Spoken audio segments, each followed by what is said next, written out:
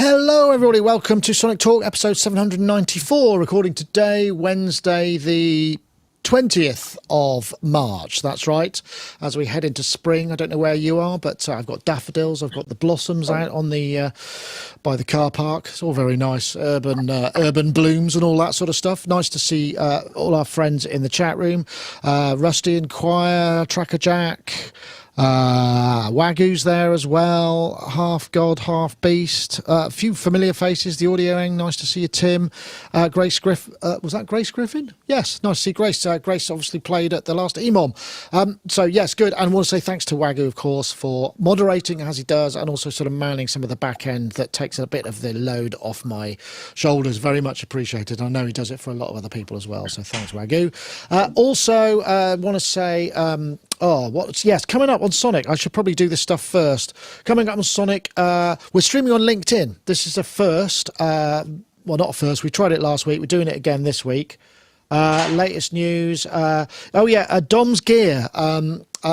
The family are still obviously trying to kind of shift some of his studio gear. As you know, Dom Hawkin, great friend of the show, sadly passed away last year. Well, very, very dearly missed. We've promoted a little bit of it, and there's still some of his studio gear for sale because I think the family are kind of thinking about moving somewhere else, and they need to kind of move on with their lives. But there's some really good stuff there, and I'm sure it'd be much appreciated if anybody wants to grab that. Here's a link to the spreadsheet. It should be a live spreadsheet which will show. I think that's it. Is that right? I hope it is. Which will show the stuff that's live and available. So anyway, thank you. If you want to check that out, it'd be much appreciated. And also, what have we got coming up? Oh yeah, we've got a Soniccouture competition, which we're just starting to run, which is. Let me see. I think I put that right. Yes, you win Soniccouture, the ACDR drum machine, which we covered in the last, I think earlier this year, and also a bunch of other plugins as well. It's running for a few weeks. So if you want to win any of that stuff, there should be. It doesn't look like that Bitly link. There's links on the site. There's a news item on the site, but do check that out. It's there's a bunch of free stuff available for you there. And also, what was the other thing I was going to say? Was there more coming up? Yeah, that's it. I think we're there. Oh yeah. Well, actually, while I'm in admin mode, let me post. Let me just let you know about our Patreon as well. Hey, why not consider joining us on Patreon? We've posted a whole bunch of new stuff there. You could join us at just $3 a month, which gives you just a warm feeling inside. But actually, you also get the Sonic Talk pre-show and all our stuff ad-free that's posted to YouTube, monetized. But if you want to join us at the higher level, not only will your name appear in credits at the end of the whole show every week while you're a subscriber, but we've got stuff like there's 360 videos from the recent EMON. We actually managed to get them working. There's also exclusive videos there. We've got the Tiger. Let me see. It's free samples. Yeah, I recorded a few in MPC Beats format, and there's a whole load of other free stuff as well. So if you want to get involved, very much appreciated. Head over to Sonicstate's Patreon channel, and we'll see you there. Don't forget, there's also the Discord, and if you already support us, very much appreciated. If you're considering it, please do. Back to the show. Indeed, almost slick. I was just saying before the pre-show that I was having much less technical issues. I've just realised I forgot to update the live stream YouTube ID feed, which now should be sorted, so hopefully that'll work. We'll see. Anyway, let's get on to some guests. Let's start in Brighton or thereabouts with Steve Hillier. Steve Hillier, of course, hi. Producer, DJ, educator, Dubstar member, founder member, producer, songwriter, and lots of other things, and fan of Helvetica. That looks like a new poster. Yeah, it's a poster that comes from a movie that I think was made, I think about 20 years ago now, about the history of the font Helvetica, it's really interesting. And of course, once you recognize Helvetica and spot its shapes, it's everywhere from the New York subway through to, record covers. And it looks like maybe even on my shoegaze t-shirt that I'm wearing right now, which I didn't intend. I wasn't doing like a kind of font symmetry thing here, but there you go. In fact, it does look a little bit, I don't know, self-conscious, but no, there we go. Helvetica, everyone's friend. How are you anyway? What's been going on in the world of Hillier recently? Yeah, good. Thanks. Got back from Paris on Monday. I was down there. I did a little party on the Friday night. And then on the Saturday, me and my partner Claire, we went to the Mark Rothko exhibition, which is in a big park in the Louis Vuitton Centre. It's like an art centre. And just immersed ourselves in the world of, I suppose, mid-20th century abstract art. And it was absolutely extraordinary. You could... the exhibition took you through the various different eras in his work, and then you landed, of course, with the work that he made just a few days before, sadly, he died by his own hand. And it's a beautiful thing, and I really... Whenever I go away to a city, I try and make sure that I spend some time in art galleries, and particularly 20th century or modern art galleries. It's the sort of thing that interests me, because it's just so nice to just look at art and just think about art. It takes your mind to places that you just don't normally go to. So I would recommend, if I'm not sure how much longer the exhibition is on, but if you're in Paris, go and have a look at Mark Rothko. It was extraordinary. Nice. I could thoroughly agree with that. We went to Birmingham recently, and I saw it was the arts and crafts, the pre-Raphaelite arts movement, which I always thought was exactly that. Pre-Raphael, so quite old, but it's actually not at all. It's late 18th century, so or early 18th, no, late 1860s, 1840s, something around 1890s, and that was really good. Just a big surprise. But yeah, art is great. Nick Howe's Comic Sans Till I Die, he says. Yes, well, I don't, no accounting for taste, is there? Anyway, over to our friend Yoad Nevo, who's there in Nevo Sound, where he mans the controls for his productions and sample libraries, songwriting, Atmos mixes, all that stuff. How you doing, Yoad? Yeah, not too bad. It's been a while. I feel like I haven't been on for ages. I don't know. It's been like over a month, I think, or a couple of months. We kept kind of missing each other. By the way, I missed you on Synth Expo on Sunday. I was there. Were you there on Sunday or Saturday? I was there both days, but I went. I left about midday because they so I arrived just after you, I guess. It was nice. Yeah, kind of. I was very much aware of the COVID risk there for some reason. It was quite confined and, not very drafty. No, not very drafty. But I mean, it's the sort of thing that kind of people who like to tweak knobs in the dark and fiddle feel kind of at home in. It was nice, and the pedal show as well. So many pedals, so many guitar stomp boxes.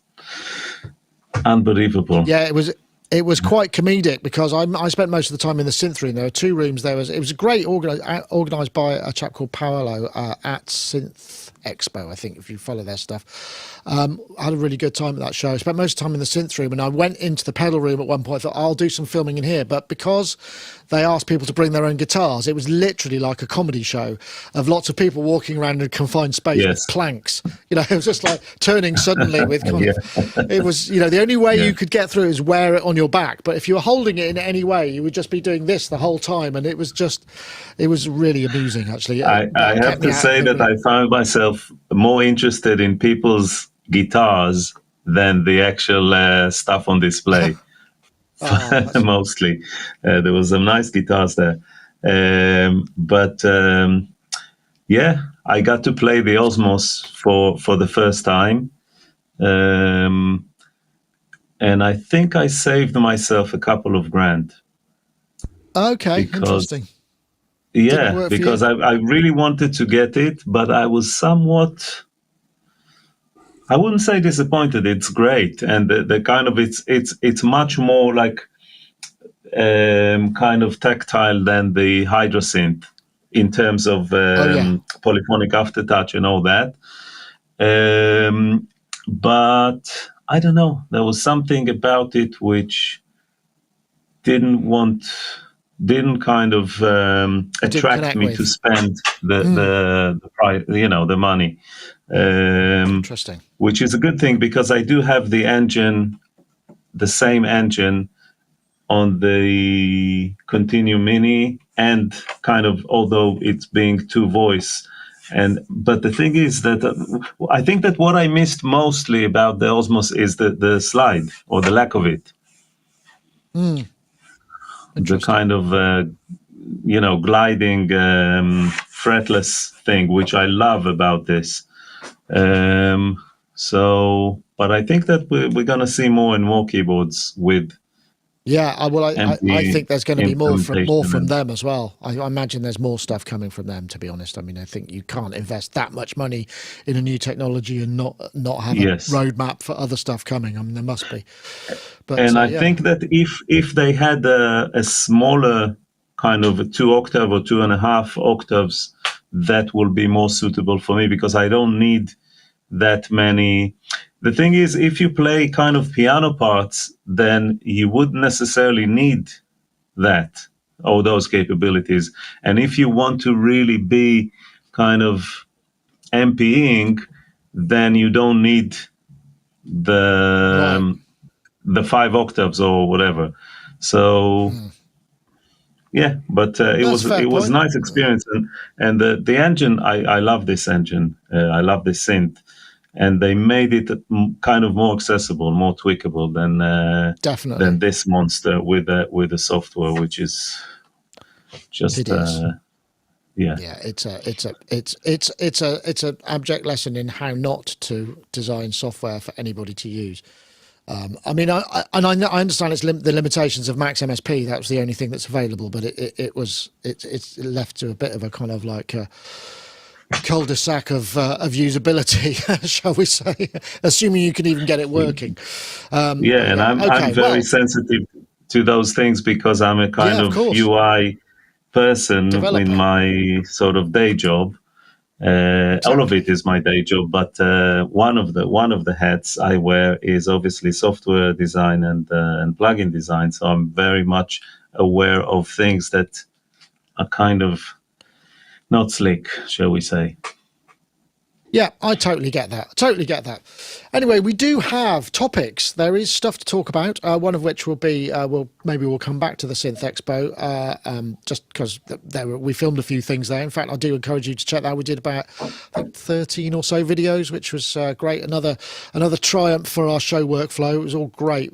One thing that I will say, being given access to fast network makes all the difference to people like us for covering that sort of thing. So if you're listening out there and putting on an event, yes, please, we'll have more of that just for us, just so we can upload the stuff, and then it will all happen really quickly.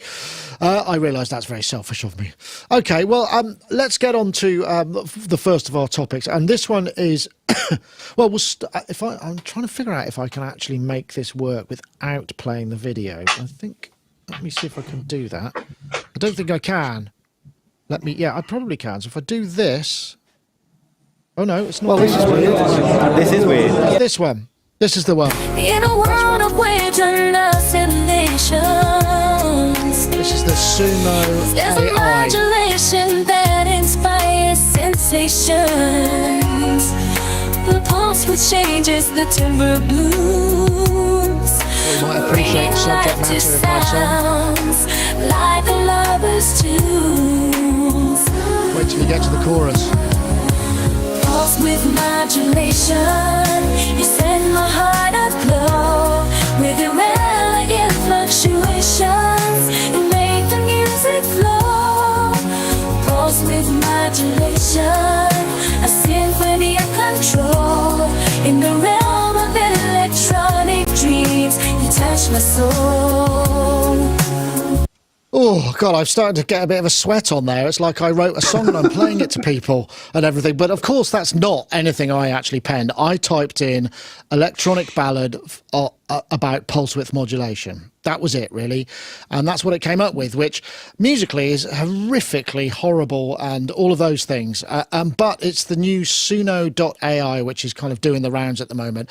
And everybody's getting a bit freaked out by it because it is, while it's not it doesn't have. I mean, that particular genre. I'm sure there are other genres which it could probably do differently, whatever. But there is a convincingness to it. Whether or not you like it or not is another matter. I don't like it. I thought the music was horrible. But what I found very, very interesting about this was the way it wrote lyrics and then phrased those lyrics over the music it wrote. I thought that actually, if it wrote some lyrics that I was used for, because I'm not a singer, I don't know how I would phrase things. And I thought that part was actually quite interesting and perhaps something that I might utilise myself. But this is more of a kind of like Suno AI discuss thing. But that's my song about pulse width modulation, which I think I might release. Well, I'd have to. We can get onto that later. But I don't know. This is really interesting because you guys are both songwriters, and I imagine this is quite a difficult topic, really, in many ways, because not only is it's not the fact that it's out there; it's the fact that everybody's hearing it. So therefore, it might become an accepted norm, rather than it's getting. I don't think it does a better job than most songwriters with any sort of ability whatsoever. It's just that people might accept it as okay. I don't know. What do you think, Steve? Well, I think before I go any further, I think I should just tell everyone that I am very pro AI, and I use AI tools all the time. And so anything that I might say on this topic, I want that to be the context. I've got nothing in itself against AI. And also, before coming on the show, I always just make a few notes, and I've got absolutely shed loads to say, but which I won't go through because I'll end up sounding like an old man shouting at clouds or shouting at computers in this case. Nick, to go to your question, will tools like this make music like this seem acceptable? I'm reminded of my earliest experiences in the world of professional writing.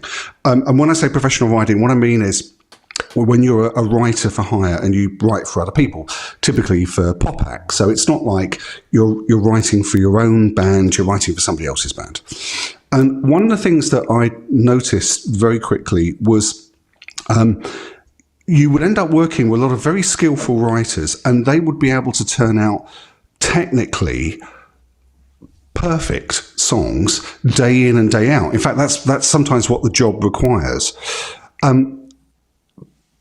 But actually, it was quite rare that these people would write a song that would be emotionally engaging and take you from a place of, oh yeah, that sounds convincing, to a place of, wow, that's excellent.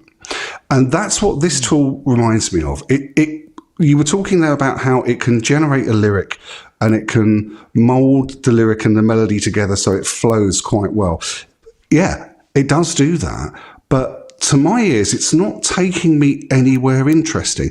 It's essentially just, it's just sounding technically proficient. I really do think that what actually engages people often is the imperfections or at least the unpredictable things that come from great artistry or inspiration or insight and that kind of thing.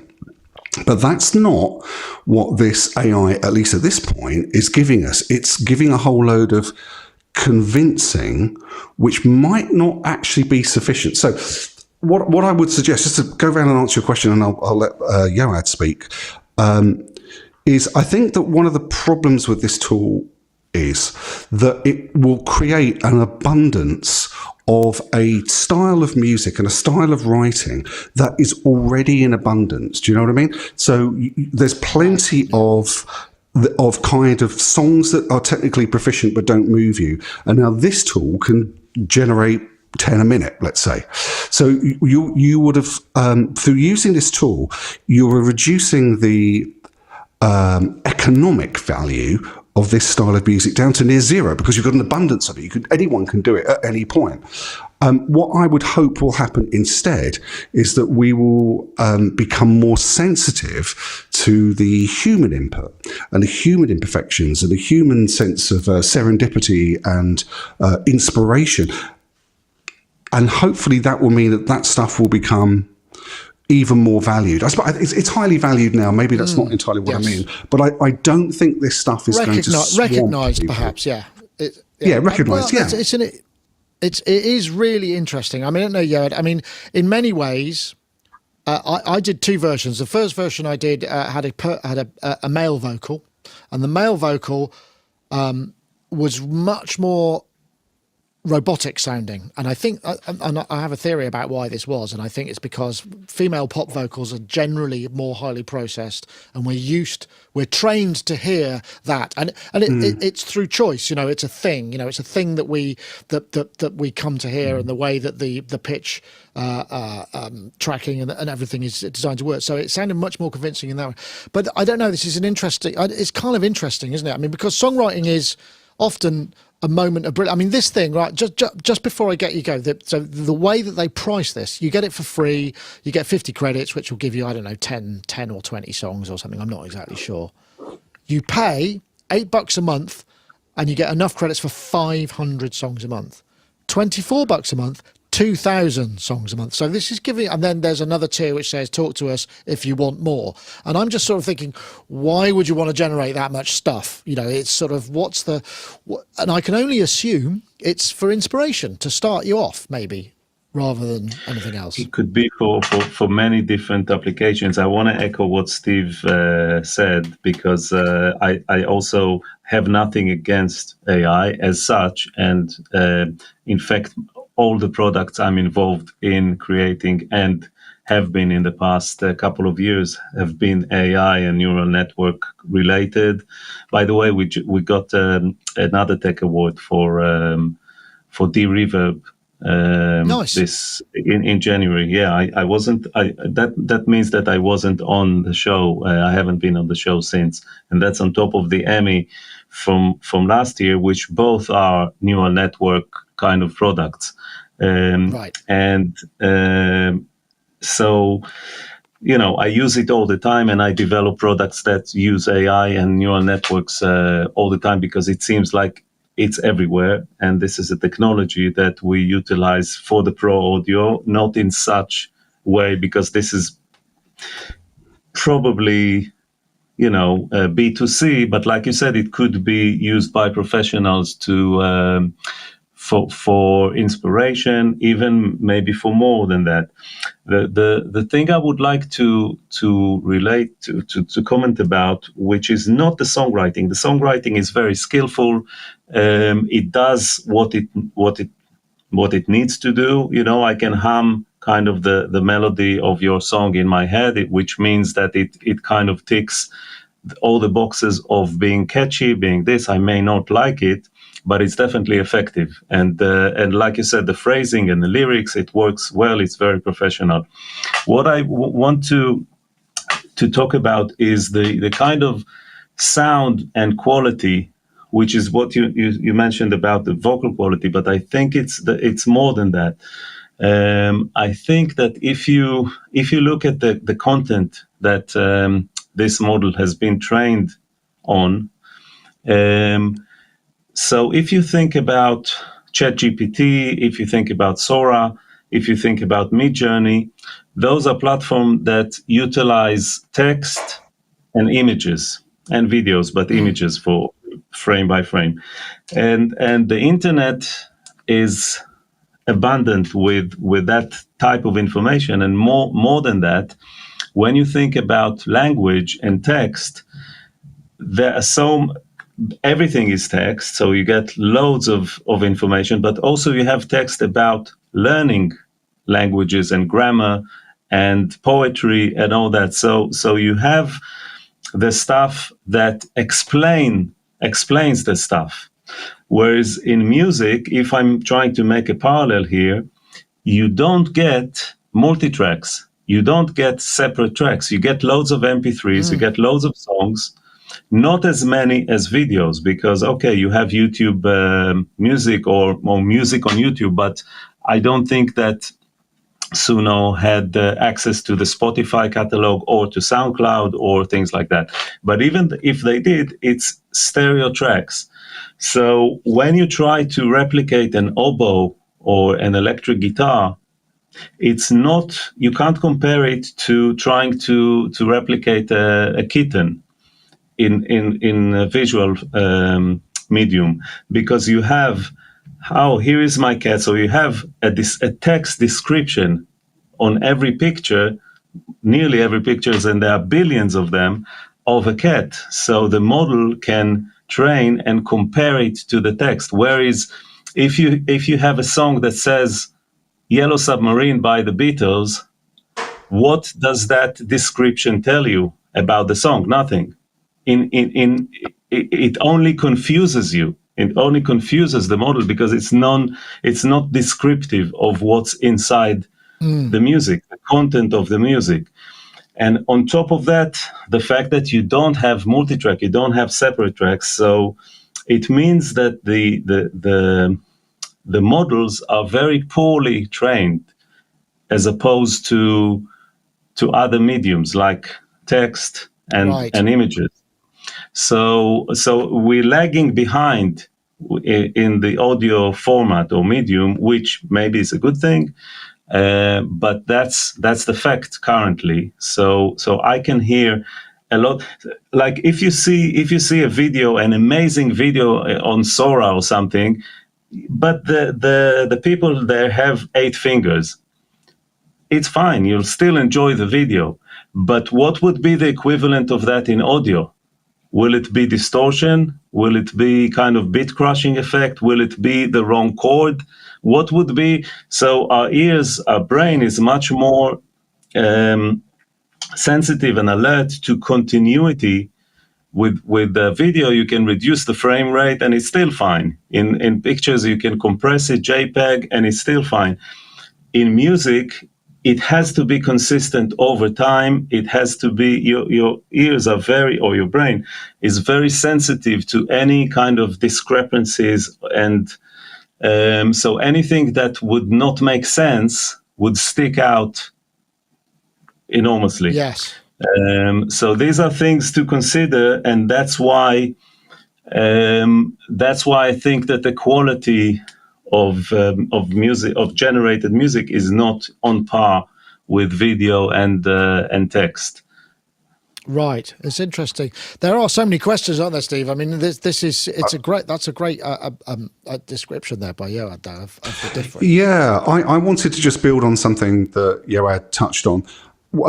I was actually using this AI earlier this week. Somebody else had mentioned it and I had a go, and I found it kind of interesting. But what struck me very, very quickly was that the interface with the AI was text, in the same way that you would give a prompt to Midjourney or you give a prompt to ChatGPT. And as Yoad said, if you're using text to generate text, that makes sense. If you're using descriptive terms to describe an image and you get an image back, that makes sense. But music is very hard to describe. No wonder the model gets confused, but also the human beings do. You know, if you've ever been in a meeting with an A&R person, it often feels that the musicians and the producer and the A&R person are all speaking different languages. So what I would hope is that the way that these tools are going to progress is that rather than using really quite almost infantile language to generate content, we can interact with it using the language that we already know as musicians, which is playing or manuscript or just a much more useful interface with this kind of content generation. That's interesting. I wonder, you could imagine this would be useful if I, because I literally wrote an electronic ballad about PWM, right, for a laugh. I thought it's going to be, whatever. There are certain genres which are more amusing, but there are things that I'm not sure about. Who is this for? I saw a couple of alternatives, in the same way that you have hit factories, which are, okay, there's a room full of songwriters. Yeah, we'll take that one further. I could get my $24 thing, generate 2,000 verse chorus sections, give it to a bunch of bedroom producers and say, okay, 10 of those or maybe 100 of those are worth working on. Work them up, maybe get a vocal recorder, whatever you do. Maybe one of those would become something that would go somewhere. Okay, very edge case use. I mean, how many people in the world are going to want to do that? There might be a bunch of people. there might be, you know, for your $8 a month, I might sign up for 2 or 3 months, forget about just because it's a novelty, and I like the idea that I can write some songs and give them to my mates, and I'm not a musician. Where does Have you looked at the royalties situation on that? Because I haven't. So can you claim the rights on PRS as if you wrote the song? The licensing, as I understand it, if you're not paying anything, it's theirs. If you're paying them a monthly fee, while you're paying the monthly fee, then you have the license to exploit it in any way you see fit. This is a very cursory glance. But if I say I'd forgotten to pay for a month, you know, there is a possibility somewhere down the line. So I'm thinking maybe it's a rights grab. That's a possibility. So I don't think that could work, because you couldn't possibly do this and then find you're suing people. Because again, that model is like there might be 10 people a year who have a hit with something that started life there, and you know, maybe they forgot to renew their subscription, their card changed or whatever, and then you go after. That's not really a business model. It feels like this business model is designed to generate a whole bunch of people on the mailing list, a bunch of subscriptions, and then maybe tail off, and that'll be enough to kind of make it do a thing. I can't understand why you would. If I'm a filmmaker, or I'm writing, I need music for media or adverts or any of that kind of stuff, maybe I'll do that. Maybe it's worth doing then. So maybe an age. But again, these are very tiny, tiny niches. And if I've got 2,000 a month for $24, it's not really a sustainable model. How many ad agencies are there in the world? You know, it just doesn't make sense to me how that's going to be used. No, and also the wider world of commerce is very wary of this kind of stuff. I can tell you anecdotally, unfortunately I can't use any names here, but there was a friend of mine who makes what we would call library music or production music. So basically music that's fit to movies and television things.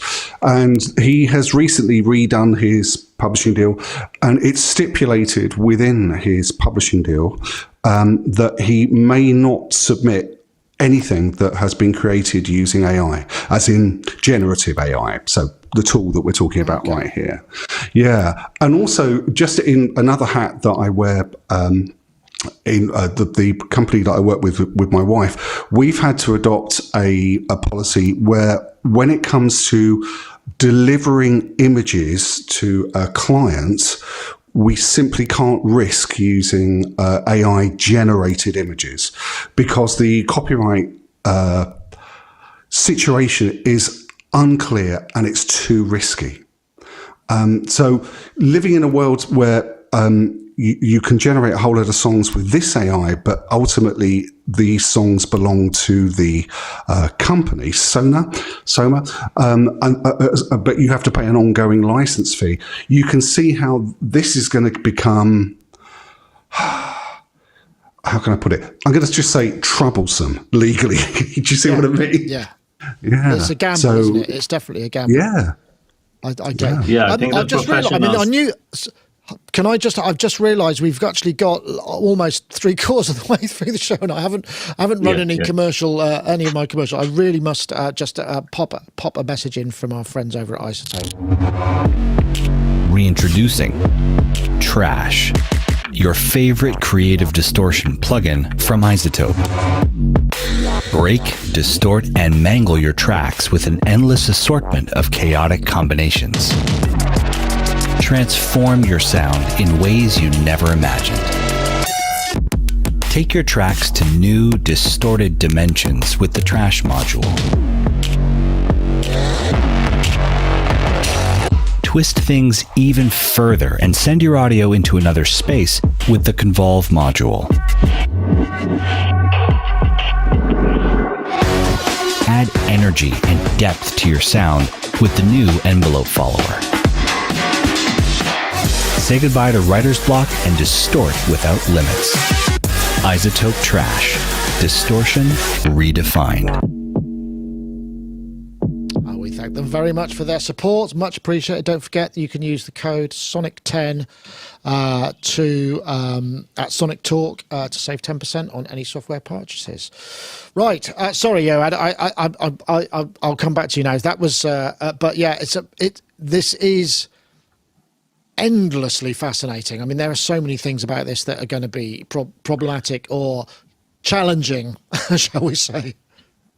Absolutely. And like Steve said, myself as a professional, I can't risk while this whole thing is in debate or in the making, or all the legislation and all that, I can't risk using something like that professionally, even if it's the lyrics, possibly, to later in 10 years or something to get it pulled off, and to having to compensate some writers that the model has been trained on their content or something like that. Yes, so, but I think that their model, and I think you're right about that kind of a business model. It's B2C. It's a numbers game. If they get a tenner a month, they get another tenner, they get 10,000 of that. That's $1 million a month. So that's enough to run, to start, and then they can look at licensing to bigger companies with which they can make specific deals. So it's less vague and kind of more tailored legally to the needs of who knows who or what. But the thing is that there are so many vendors of generative AI out there that you want to establish your position in the market to begin with. So even if you're losing money in the first year then you get a foothold in that market, and so it's a brand building and all that business stuff. Right, I'm going to move things along a little bit, just because we have spent quite a lot of time on this, and I think the natives are getting a little restless. I do apologise for cutting you off there, Steve. We should probably talk about synths and stuff, right? So basically, I think we'll go to this one, because this is going to be, I think. I sent this topic out, and everybody pretty much had warm words to say about this whole area.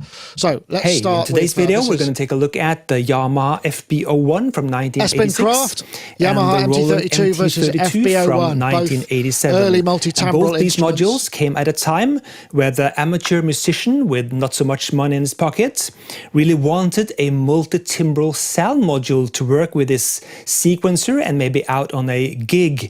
And right, let me switch to this, because there's also a great video from let me see, where did I put it? I think 5. This is a piece by Paulie. Didn't make it, this one, but they put together 10 years or so ago, as the artist Elmo Sex Whistle, a whole kind of, it's almost like a rock opera using the M32. This is part of it. So I just remember all of that stuff. I mean, the M32, later the D110, was my weapon of choice. Just the empowerment it gave me to be able to do 8 channels plus drums of multi-timbral synthness was astonishing. So for me, M32/D110 all day long. I don't know about you, Steve. I mean, you probably, like me, started those early Roland multi-timbral units were such enablers for people, because we didn't need tape. We could actually run it all from a computer or a sequencer. It was just, it's hard to overestimate how important they were, I think. It was a dream come true. The idea that you could make an arrangement that wasn't dependent on, in my case, moving cassette tape around. Do you know what I mean? So you could actually set up stuff I was using an Atari ST, which was brilliant for lots of reasons. And so having a multi-timbral synth, or actually I started not with either of these units, but with samplers. I suppose it's from sort of growing up as a DJ and that kind of thing. So sampling and hip hop was my interest. So having multi-timbrality was a real eye opener. And I mean, if you compare it to where we are now, it's sort of laughably restricting. But in some ways, that was gave you some of the nuances of the music that came out in that time, in the late 80s and early 90s. There's a particular sound to it that inevitably came from the restrictions that these instruments had. I must say, though, I was tempted back in the day to get a Yamaha FB-01, and I tried one out because it was the multi-timbrality that really interested me. But what I noticed, and again, I say this as somebody who lives and breathes FM. That's my preferred style of synthesis. But what I noticed was that you really have to know what you're doing when you start layering up FM sounds, because they seem to just sort of mush together, and you end up with a sort of you're not growing. What your sound is not sea of really sine growing. waves. Yeah. It's not growing. It's not moving any better, and it's not getting any bigger. It's just sort of becoming more. It's a bit like when you were at school and you were mixing paints together. You think, oh, what's blue and red like? Oh, it's kind of purple. Well, let's add some orange, and eventually you end up with a dark grey.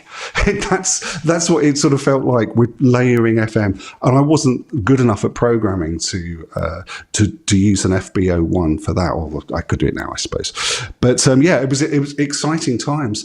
And of course, the MT-32 gave you pretty much the entire sound of almost the entire sound of the D50, which was the holy grail for teenagers with no money in the late 80s. That's very true. Interesting. The MT-32 is a motorway out of Bristol. The MT-32 was introduced, I think it was $695 US, which is equivalent to about 1,800 in today's money, which is kind of interesting. But back then, I remember it was a budget. I remember seeing it. I think the reason I went D110 because it had multi-outputs, and the idea of being able to process, because you could then do all the drums and kick and snare and stuff out and bust things out. It was... There is much multi-timbrality these days in this true sense of the word. I mean, we see it in workstations, but you don't need it. You don't need it anymore. My first venture into multi-timbral stuff was the Kawai K5M, which did have 4 outputs and 15 parts multi-timbral, additive synthesis, and I learned a lot about synthesis from using that. And then when the that was a kind of a poor man's D50, because it could do those fantasy belly sort of sounds with a pad, because it was just, but it wasn't the real thing. And then when the MT-32 came out, it was amazing. I couldn't afford the D110. I went for the MT-32, which and I did a lot of stuff with it, and actually I started learning about programming and about stuff like that because of the limitations of the MT-32, because it wouldn't save. It didn't have a kind of RAM thing, so once you turned it off, it would go back to its initial default state. It had the Roland stuff had SysX edit buffers, though, didn't they? So you just dump the patch, exactly. Right? So I started learning to program in hexadecimal and in CLab, which is the predecessor of Logic on the Atari ST. You could have meta events in the grid editor. So I used to type commands in SysX, which would translate to in a hexadecimal, which would translate to SysX. So I could change the reverb and change a bunch of stuff on there. So it would load with my song, and then it would send the kind of data before the song starts, and then I would be. But then later on, I had an editor from Steinberg, which was mind-blowing, and it was multitasking as well on the Atari, because you can run it alongside CLab, and that opened up everything in a graphic way, so you could assign the different channels all to channel 1. So I had like 8 parts playing, and I loved the pulse width thing and the kind of sawtooth and pulse oscillators, which are so shitty but there was something at the time, that's what I had. But they were they had so much grit and so much artifacts and kind of. But I did like patches where I used the 8 parts. Each one of them had 4 oscillators, so like 32 oscillators, detuned and with pulse width modulation, and creating like mega sounds with the M32. I still have it here. I hope the battery. I haven't powered it on for decades. I hope the battery hasn't destroyed it or something. And in comparison to the FB-01, which I also have, but I bought it much later when it was kind of retro, and I wanted to get the bass sound, the kind of UK bass sound out of that. But at the time, to do the pan flute and to do those horrid pianos, that wasn't. No, I hated that. Also, in terms of the configuration, you could do either. It had 8 voices, so you could either do 8. You had to configure it, so you had to do either 8 parts, 8 monophonic parts, or 2 and 6, or 3 and 3, or something like that. It would never let you do kind of what you wanted to do. I'm so pretty the sure. the MT takes. The MT wins. Yeah, I think we've got 3 for the MT here. The chat room can decide what they. I think because I remember this D110. I remember that now because what you would do. The D110 had, I've said this before. The manual was like this thick, and about this much of it was SysX MIDI specification. Yes. So I remember I would do the same thing. So I would program the stuff up, but rather than save things, because the patch memory in Roland's was awful, because you'd have to save the tones, then you'd have to save the timbers, then you'd have to save the setup, and it was just like, but if you just pressed enter, if you jumped out right to the top level and just press enter, it would dump the whole lot of the current patch as a SysX dump. And so that's what I would do. I would just have the first 2 bars would be the SysX dump, and then the song would start, and then you could run the whole thing. But the D110, I mean, that's the bass sound for Tom's Diner, the D110. I mean, believe it or not. I mean, it's bizarre. But and I'm sure I used it. I used it all over the place. I've still got it. I think that I did talk to Milo Melodies at the weekend, and he sort of doorstepped me saying, okay, what's the synth you would never sell? And I should have said D110, because I owe so much to it, because I learnt so much from it. But I do remember that, again, you'd have to assign polyphony to each part. It wasn't that straightforward. And so, by the time you got to, so you go, I have to decrease 6 from there. That means I can add 2 to that one and 1 to this one, and then 2. It was quite clunky, but it was extremely, extremely powerful for the time. I think, it's just an absolute classic. Before I hear from you, I'm going to have to play one more interjection, because I was so remiss of me because we were talking so much about the previous one. I have to play the ad from our friends at Native Instruments. Of course, Guitar Rig Pro 7, your new inspiration suite, filled with amps, pedals, and effects. To spark your creativity and shape your sound, Guitar Rig 7 is also available in Music Production 6. Suite 6, I beg your pardon. You can save 10% on this as well, and any other Native Instruments software if you go to native-instruments.com and use the code SONIC10 at checkout. You'll be able to get hold of this at a reduced price too, as well as any other Native Instruments software titles. We thank them very much for their support. Good ad. I like this ad. Sorry, Steve. I didn't mean to cut you off there, but it was so fascinating, that first topic. We could have made the whole show about it quite easily. Oh, the amount of Friday nights in the pub that I've spent discussing AI. But what I was going to mention was there was a very special moment for me when I discovered that my Casio CZ101, remember those? Was multi-timbral. Yeah, it was amazing. Unfortunately, that amazement didn't last very long when I realised that if you just started throwing multiple MIDI messages on multiple channels down into this machine, the timing just went. It wasn't useless, but you're not going to be putting it on any dance records. Let's put it like that.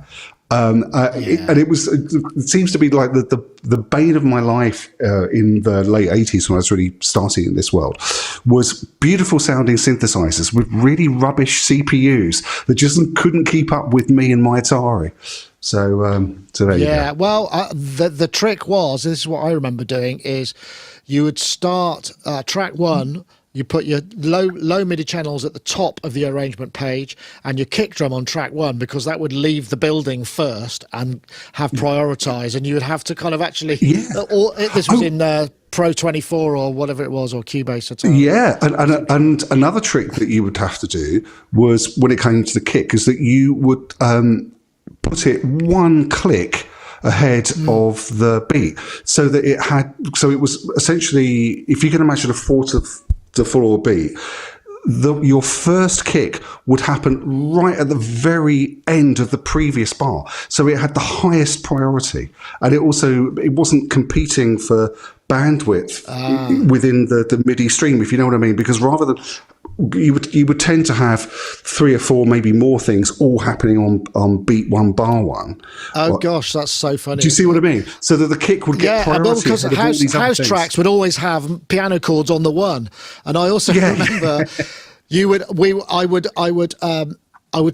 would do the opposite. I would keep the kick on bar 1, but then I would tick every chord. I'd go in and I'd move it forward one tick, so that it would be kick and then just in tick, so you wouldn't hear it. So every single chord would have you'd quantize it, and then you'd go in and change each note so they didn't hit all at the same time, so it didn't affect the drums. Gosh, I saw you smiling there, Johan. Gosh, those were fun days, but I kind of miss it, because now there are no limitations, and limitations lead to creativity. You know, you try to find ways, and those ways lead to happy accidents. And these days even if you run out of CPU, then you freeze your tracks or whatever, or bounce them, or bounce in place, or whatever, or get an AI to do the whole thing for you. So it's a little bit boring in that sense. Wow, if you could have got an AI to offset all your chords by one tick, that would have been really handy back in the day, wouldn't it? Oh, man. Because that was pretty tedious. That was tedious work for sure. Yeah. Have you guys got time for another topic? I would really want to talk about the VISCO morphing drum machine. I thought it was kind of really interesting UI business. Is that okay for you folks? Go for it. Yes. Okay. I'll press the button. Oops. I'll press the button. Yeah, VISCO morphing drum machine. This is from a couple of ex-Teenage Engineering and Ableton veterans. Sampling manipulation, but using this really interesting UI, which is they call it the blob, and it allows you to automate and record. It's sort of like an advance in the XY manipulation axes, I suppose. And obviously it's messing with kind of transients. It's really interesting. What can it do? 8-voice drum engine, toolbox, character and shape with the blob for morphing sounds. €99 intro from 139 comes with drum sounds, I'm assuming. Did I see what that said? I can catch that number. Interesting. I'm going to come to you first, Johan, because you're a software and UI guy. I mean, it looks gimmicky, but actually it seems like it might be quite intuitive to use. Yeah, I think the blob, first of all, great sounds. I really like the concept. I really like the morphing capabilities. The blob thing is kind of an eye candy because it's just an XY pen. So you could do without it in terms of usability. I don't think it informs you of anything, but still, it looks great and it kind of makes you feel, important. But I think that it's based on kind of form of additive synthesis in the way that it kind of gets the imprint of the harmonics of a given sample and then recreates it using noise and bins and FFT bins, which to me sounds like there's an inherent sort of lack of punch. So all the sounds I heard are a little bit smeared in the attack. And I think maybe I'll get in touch with these guys, because I like this product, or they can get in touch with me, because I think I have a few ideas about how to go about that and to make it more punchy. But really cool, and especially if you kind of want to create sample libraries and have different, or round robins for that matter, for live, then it can be very. I don't know if if they have kind of a randomness aspect in their modulation, or you can probably use sample and hold or something to modulate some of the parameters, so each hit will sound slightly different in some parameters. I don't know how it can cope with acoustic, because they have like a jazz example and things, and it sounds still a little bit kind of drum machiney. So I'm not sure if the resolution, the number of bins that they use, because the more bins you use, the less punchy so there's a trade-off here in the implementation of the technology.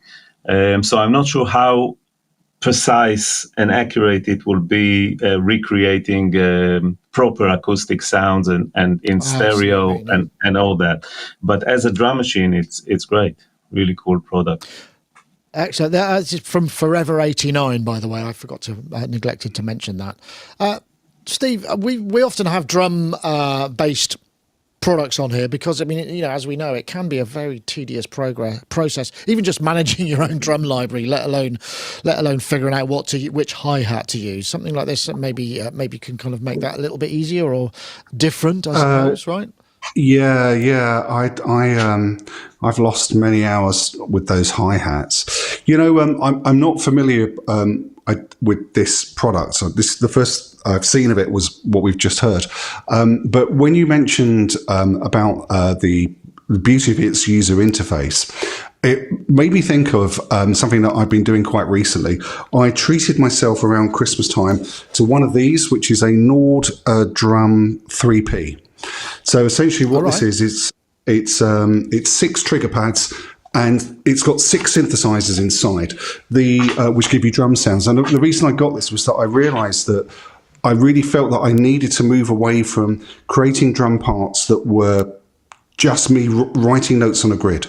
And so instead, now, the interface that I use for creating drum parts is actually me hitting this with sticks. And it's been a revelation. I'm not much of a drummer, but I have noticed that my drum parts now are more fluid. They feel a little bit more musical. They're certainly more satisfying to me. And then also because of the nature and the design of the synthesizer in the Nord Drum 3P, every hit is slightly different. So it feels different than if you were using a sample, which is what I would tend to do, right. or even if it's a sample of a synth, which is my usual workflow. So it has more life in it, I think is how I would put it. So the patterns are more lively and the sounds are more lively. So I would thoroughly recommend it. It's a really nice machine. Interesting. I admire the fact that you got, because I remember doing this. I remember I bought a Roland Hand Sonic for the same reason, because I was getting a bit sick of programming everything via a keyboard, and I thought if I at least tap things. And the thing is, the revelation I found was that I'm so bad at playing stuff in time that I'm doing it and I go, this feels great, and then I listen back to it and go, that's not what I played. Surely it can't be that bad. No. And I'm pretty sure it wasn't just MIDI sort of delay. It was actually, no, I'm really not very good at playing. I was reminded playing this that actually if you want to be good at an instrument, you have to practice, which is something I kind of forgotten with all the quantize and auto-tune and compressors and AI that we have now. If you're going out back into this physical world, it's time to get practicing, guys, like you're 9 years old with your first piano lesson. Yeah, well, that's true. I think Wagoo's just popped this. The Korg wave drum seems to be a sound. Yeah, Wave Drum was and is a pretty amazing physical modeling synthesizer with piezo pickups and microphones in it. The problem that Korg had with the Wave Drum, I would put forward, is there was no external interfacing. You could not send MIDI out. You couldn't. The only way you could record performances is by playing, which is not a bad kind of idea. I mean, but just the fact that they wouldn't give you that. I think there were so many.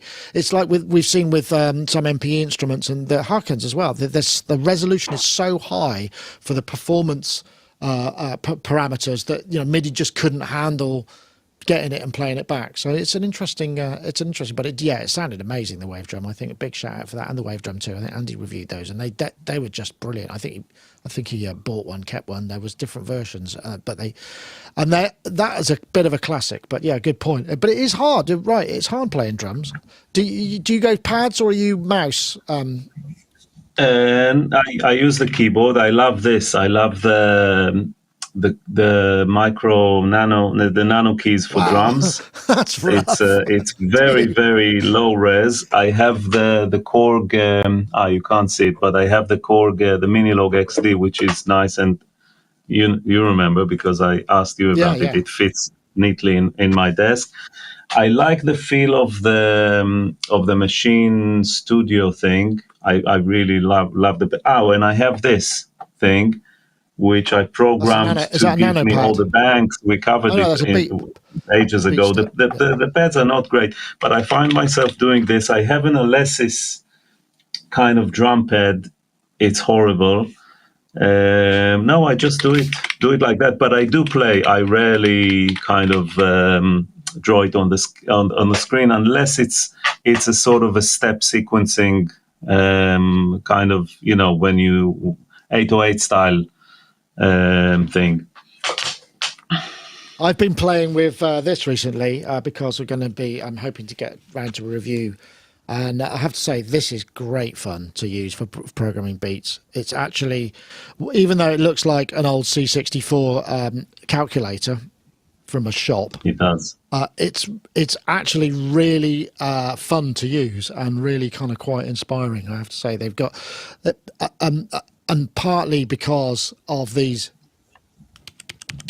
similar feel to the keys on your. They are actually, there is velocity on them. They're not. I don't know how many levels there are. They're also pressure, so you can record certain things. But it's a really, really interesting machine, I have to say. Hopefully, I'll get around to doing that review. It's been sort of on the desk, so I keep turning to it and go, what's few foibles. No chaining mode, which I think is a shame. But you can do a lot of patterns in it. I think there's 9 projects. Each project has 99 scenes. Each scene can have a different pattern in it, so you can create combinations and you switch scenes. But I don't think there's a way to sequence the scenes. There may be a way to do it via MIDI, which might help a bit. Anyway, I digress. But yeah, beat programming is always some people are just really distressingly good at it, and they could do it all with mice or just a pad and just have got the groove, and bless them for it. I'm happy for them, but sadly I'm not one of them. Not anymore, anyway. I think I used to be, but those days are gone. So, folks, thank you so much for hanging in there and for sticking with us. I know we covered one topic more than many of the others, but much appreciated. Steve, it's a pleasure to have you on. What's next for you? You got more gigs? I guess it's getting spring. There must be lots of DJ stuff coming. The sap is rising and all that. Yeah, well, I mean, I mentioned it last time I was on. I've got a couple more low-key but new releases that are coming out. If people out there are interested in hearing what I do, go to the Dubstar Archive, which is on YouTube. Just search for Dubstar Archive and you'll find the stuff there, or you can go to my website where I've got all the information. The first release will be on this Thursday, which the Thursday before Easter, and then there's one the following day after, and then there's another one the following Friday. I've got quite a hectic schedule, but I've actually found the time to be creative and productive, so lucky me. Nice, glad to hear it. Well, and thank you for joining us. And you're also, Yoad, I'm guessing you're going to alt-tab into some massive Atmos mix or, whatever it is that you're doing. I know you've been very busy, and it's very pleased to be able to have you. Anything you can talk about? Any exciting stuff coming up? Mixing some very cool tracks and working on development, which I can't disclose at this point, but some releases are coming soon. And yeah, I better not say anything. But yeah, I'm very busy. I'm very grateful to being able to do what I do, which is both mixing and production, but also developing very cool products. So yeah. Absolutely. And I urge you to check out the videos we shot at the Synth... what's it called? The Synth Pedal Expo that we did. And thanks again to Paolo and the team for putting on such a great event. The playlist is on YouTube, and there's a few shorts up there as well. Yes, so great. Well, okay, that's it for this week. Thanks to everybody in the chat, and thanks to all our live viewers. We'll see you next time. See you, folks. Take care now.